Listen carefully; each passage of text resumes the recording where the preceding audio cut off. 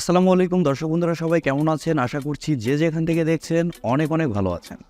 দর্শক বন্ধুরা, finally Oppo Indian মার্কেটে তাদের নতুন একটি স্মার্টফোন লঞ্চ করেছে, Oppo F25 Pro 5G।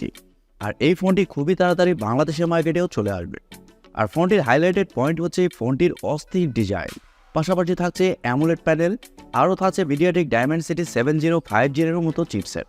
আর ইন্ডিয়ান মার্কেটে এই ফোনটির 8GB RAM 128GB রমের প্রাইস রাখা হয়েছে 23,999 রুপি বা 24,000 রুপি। সো সব কিছু মিলে এই ফোনটি আসলে কেমন হবে, আর ফোনটি আমরা বাংলাদেশের মার্কেটে কবে পাবো, এবং এই ফোনটির প্রাইসই বা কেমন হতে পারে, এই সবগুলো প্রশ্নের উত্তর থাকবে আজকের এই ভিডিওতে। সো পুরো ভিডিওটি মনোযোগ সহকারে অবশ্যই দেখবেন, আর ভিডিওটি ভালো লাগলে ভিডিওতে একটি লাইক দিবেন। প্রথমে যদি এই ফোনটির ডিজাইন এবং বিল্ড কোয়ালিটি নিয়ে কথা বলি, তাহলে এই ফোনটির ব্যাক সাইড এবং ফ্রেমে থাকছে polycarbonate mixed with glass fibre. আর ফোনটা কিন্তু যথেষ্ট স্লিম এবং লাইট ওয়েট।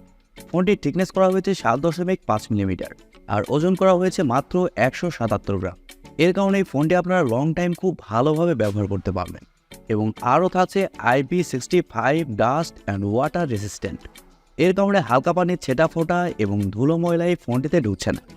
আর ফোনটিতে আপনারা সব ধরনের পোর্টস অ্যান্ড বাটন পেয়ে যাচ্ছেন, তবে থাকছে না কোনো 3.5 মিলিমিটার হেডফোন জ্যাক। তবে আপনারা সিম কার্ডের পাশাপাশি মাইক্রো এসডি কার্ড ব্যবহারের সুবিধা পেয়ে যাচ্ছেন।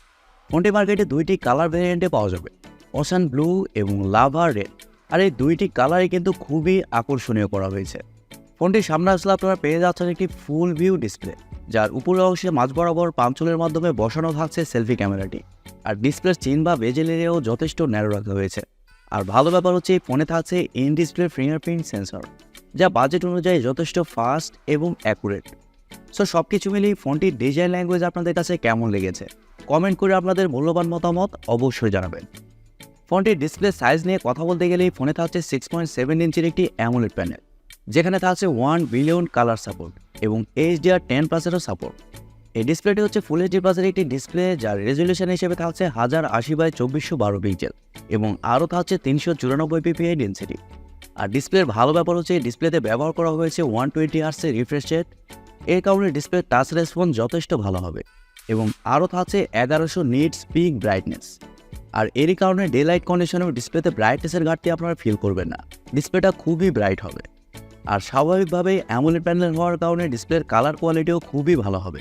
ডিসপ্লেতে যে কোনো কন্টেন্ট প্লে করলে তা দেখে অনেক বেশি মজা পাবেন। আর ডিসপ্লের প্রোটেকশন হিসেবে থাকছে পান্ডা গ্লাস। ওভারঅল Oppo এই ফোনটিতে খুবই ভালো ডিসপ্লে প্রোভাইড করেছে, এই বিষয়টি স্বীকার করতেই হবে। ফোনটির সফটওয়্যার এবং পারফরমেন্স নিয়ে কথা বলতে গেলে এই ফোনে থাকছে Android 14, যার ব্যাকএন্ডে থাকছে ColorOS 14।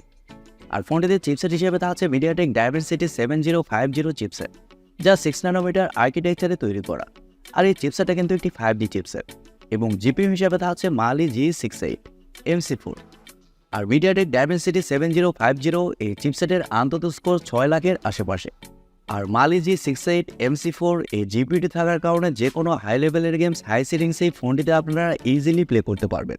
গেমস খেলার সময় কোনো ধরনের ল্যাগ বা ফ্রেম ড্রপ ফিল করবেন না। আর মাল্টিটাস্কিং সহ অন্যান্য কাজও এই ফোনটিতে খুবই ভালোভাবে করতে পারছেন।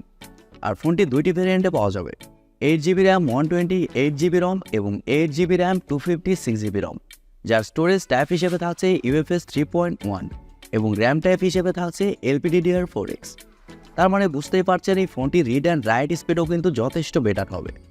ফোনটির ক্যামেরা সেকশন নিয়ে কথা বলতে গেলে এখানেও থাকছে বিশেষ আকর্ষণ।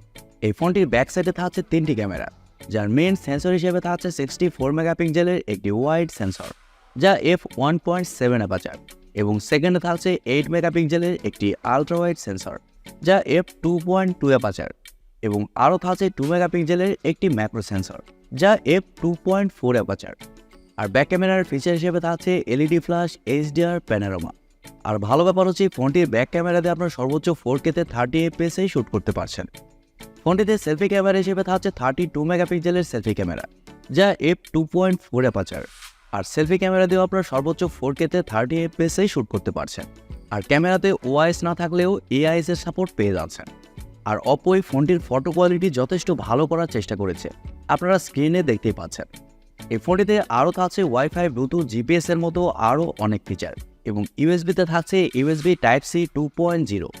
ফোনটির ব্যাটারি এবং চার্জার নিয়ে কথা বলতে গেলে ফোনে থাকছে 5000 mAh একটি ব্যাটারি এবং চার্জার হিসেবে থাকছে 67 ওয়াটের একটি চার্জার।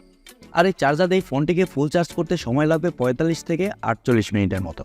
আর ফোনটিতে খুবই পাওয়ার এফিশিয়েন্ট একটি চিপসেট ব্যবহার করা হয়েছে। এর কারণে ফোনটিতে ব্যাটারি ব্যাকআপও খুবই ভালো পাবেন। আপনারা যদি নর্মাল ইউজার হন সেক্ষেত্রে ফোনটি আপনারা 1.5 থেকে 2 দিন খুব ভালোভাবে চালাতে পারবেন।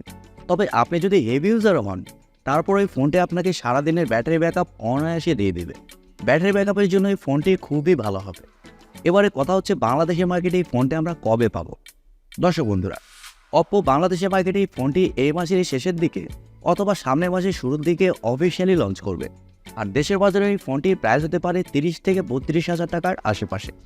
আর এরকম প্রাইস পয়েন্টে যদি বাংলাদেশের মার্কেটে এই ফোনটি লঞ্চ করা হয় সেক্ষেত্রে এই ফোনটি হবে one of the best phone. কারণ এই ফোনটির ডিসপ্লে, প্রসেসর, ক্যামেরা সব কিছু কিন্তু খুবই ভালো থাকছে। অপ্পোর এফ সিরিজের অন্যান্য ফোনের মতো এই ফোনটি কিন্তু থাকছে না।